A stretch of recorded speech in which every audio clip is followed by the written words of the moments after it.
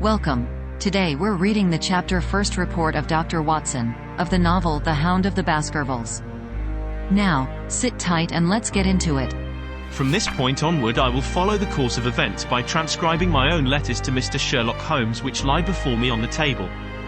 One page is missing, but otherwise they are exactly as written and show my feelings and suspicions of the moment more accurately than my memory, clear as it is upon these tragic events, can possibly do.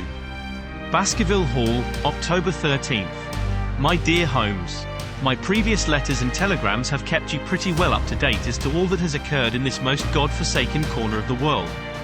The longer one stays here, the more does the spirit of the moor sink into one's soul, its vastness, and also its grim charm. When you are once out upon its bosom you have left all traces of modern England behind you, but, on the other hand, you are conscious everywhere of the homes and the work of the prehistoric people. On all sides of you as you walk are the houses of these forgotten folk, with their graves and the huge monoliths which are supposed to have marked their temples. As you look at the grey stone huts against the scarred hillsides you leave your own age behind you, and if you were to see a skin-clad, hairy man crawl out from the low door fitting a flint-tipped arrow onto the string of his bow, you would feel that his presence there was more natural than your own. The strange thing is that they should have lived so thickly on what must always have been most unfruitful soil. I am no antiquarian, but I could imagine that they were some unwarlike and harried race who were forced to accept that which none other would occupy. All this, however, is foreign to the mission on which you sent me and will probably be very uninteresting to your severely practical mind. I can still remember your complete indifference as to whether the sun moved round the earth or the earth round the sun. Let me, therefore, return to the facts concerning Sir Henry Baskerville. If you have not had any report within the last few days it is because up to today there was nothing of importance to relate. Then a very surprising circumstance occurred, which I shall tell you in due course. But, first of all, I must keep you in touch with some of the other factors in the situation. One of these, concerning which I have said little, is the escaped convict upon the moor. There is strong reason now to believe that he has got right away, which is a considerable relief to the lonely householders of this district. A fortnight has passed since his flight, during which he has not been seen and nothing has been heard of him. It is surely inconceivable that he could have held out upon the moor during all that time. Of course, so far as his concealment goes, there is no difficulty at all. Any one of these stone huts would give him a hiding place. But there is nothing to eat unless he were to catch and slaughter one of the moor sheep. We think, therefore, that he has gone, and the outlying farmers sleep the better in consequence. We are 4 able-bodied men in this household, so that we could take good care of ourselves, but I confess that I have had uneasy moments when I have thought of the Stapletons. They live miles from any help. There are one maid, an old manservant, the sister, and the brother, the latter not a very strong man. They would be helpless in the hands of a desperate fellow like this Notting Hill criminal if he could once effect an entrance. Both Sir Henry and I were concerned at their situation, and it was suggested that Perkins the groom should go over to sleep there, but Stapleton would not hear of it. The fact is that our friend, the baronet, begins to display a considerable interest in our fair neighbour. It is not to be wondered at, for time hangs heavily in this lonely spot to an active man like him, and she is a very fascinating and beautiful woman. There is something tropical and exotic about her which forms a singular contrast to her cool and unemotional brother. Yet he also gives the idea of hidden fires. He has certainly a very marked influence over her, for I have seen her continually glance at him as she talked as if seeking approbation for what she said. I trust that he is kind to her. There is a dry glitter in his eyes and a firm set of his thin lips, which goes with a positive and possibly a harsh nature. You would find him an interesting study. He came over to call upon Baskerville on that first day, and the very next morning he took us both to show us the spot where the legend of the wicked Hugo is supposed to have had its origin. It was an excursion of some miles across the moor to a place which is so dismal that it might have suggested the story. We found a short valley between rugged tors which led to an open, grassy space flecked over with the white cotton grass. In the middle of it rose 2 great stones, worn and sharpened at the upper end until they looked like the huge corroding fangs of some monstrous beast. In every way it corresponded with the scene of the old tragedy. Sir Henry was much interested and asked Stapleton more than once whether he did really believe in the possibility of the interference of the supernatural in the affairs of men. He spoke lightly, but it was evident that he was very much in earnest. Stapleton was guarded in his replies, but it was easy to see that he said less than he might, and that he would not express his whole opinion out of consideration for the feelings of the baronet. He told us of similar cases, where families had suffered from some evil influence, and he left us with the impression that he shared the popular view upon the matter. On our way back we stayed for lunch at Merripit House, and it was there that Sir Henry made the acquaintance of Miss Stapleton. From the first moment that he saw her he appeared to be strongly attracted by her, and I am much mistaken if the feeling was not mutual. He referred to her again and again on our walk home, and since then hardly a day has passed that we have not seen something of the brother and sister. They dine here tonight, and there is some talk of our going to them next week.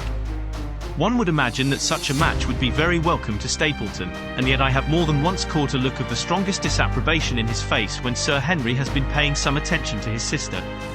He is much attached to her, no doubt, and would lead a lonely life without her, but it would seem the height of selfishness if he were to stand in the way of her making so brilliant a marriage. Yet I am certain that he does not wish their intimacy to ripen into love, and I have several times observed that he has taken pains to prevent them from being tête-à-tête. By the way, your instructions to me never to allow Sir Henry to go out alone will become very much more onerous if a love affair were to be added to our other difficulties. My popularity would soon suffer if I were to carry out your orders to the letter.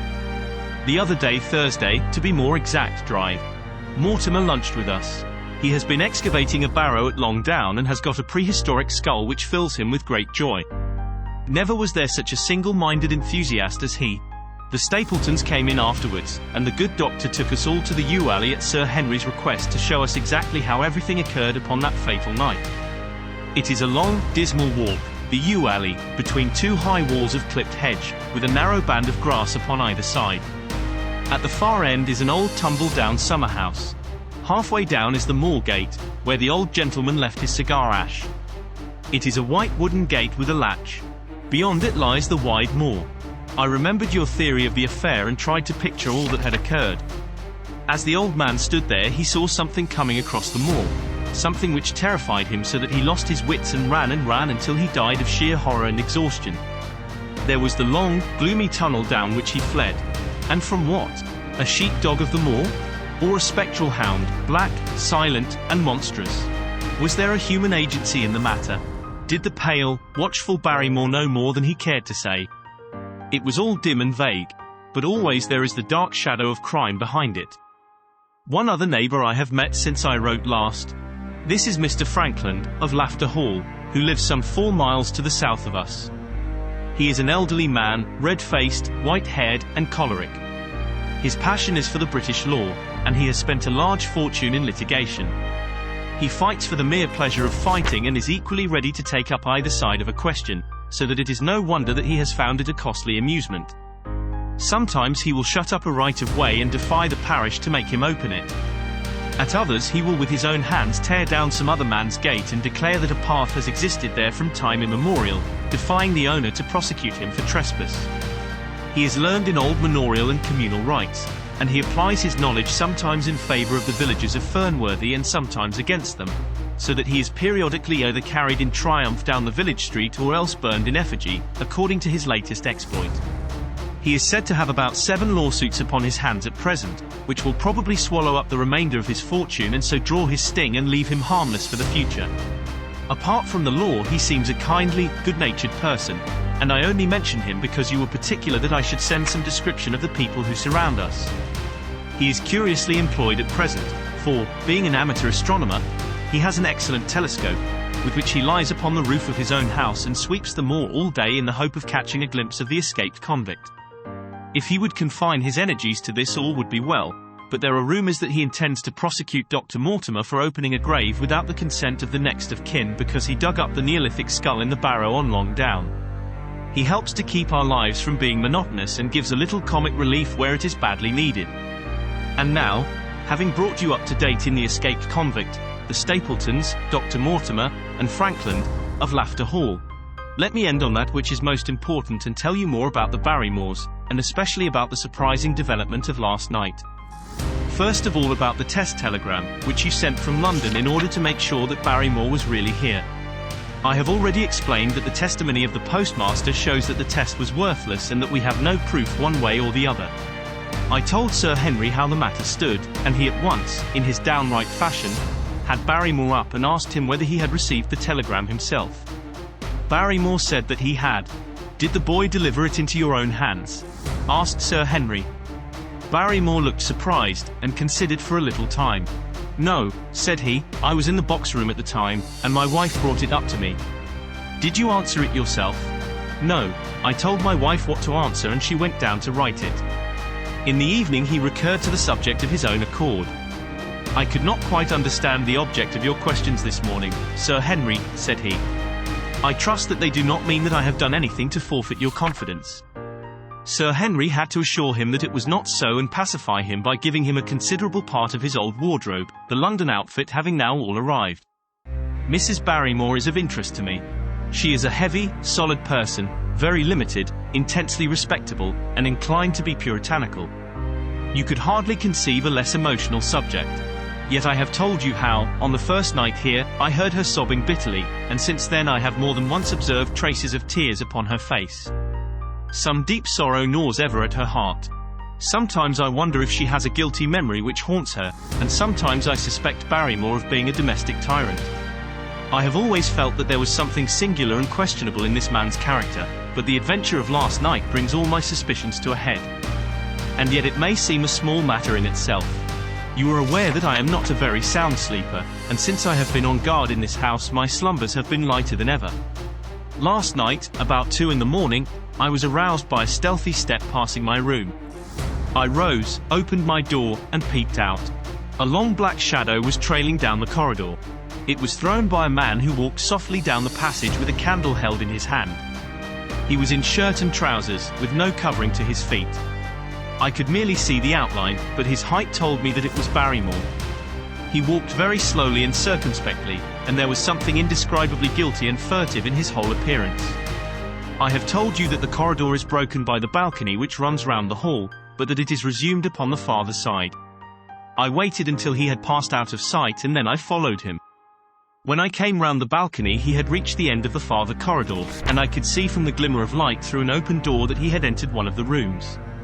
Now, all these rooms are unfurnished and unoccupied, so that his expedition became more mysterious than ever. The light shone steadily as if he was standing motionless. I crept down the passage as noiselessly as I could and peeped round the corner of the door. Barrymore was crouching at the window with the candle held against the glass. His profile was half turned towards me, and his face seemed to be rigid with expectation as he stared out into the blackness of the moor. For some minutes he stood watching intently. Then he gave a deep groan and with an impatient gesture he put out the light. Instantly I made my way back to my room, and very shortly came the stealthy steps passing once more upon their return journey. Long afterwards, when I had fallen into a light sleep, I heard a key turn somewhere in a lock, but I could not tell whence the sound came. What it all means I cannot guess, but there is some secret business going on in this house of gloom which sooner or later we shall get to the bottom of. I do not trouble you with my theories, for you asked me to furnish you only with facts. I have had a long talk with Sir Henry this morning, and we have made a plan of campaign founded upon my observations of last night. I will not speak about it just now, but it should make my next report interesting reading. Did you enjoy today's chapter of The Hound of the Baskervilles? Why not subscribe and ring the bell?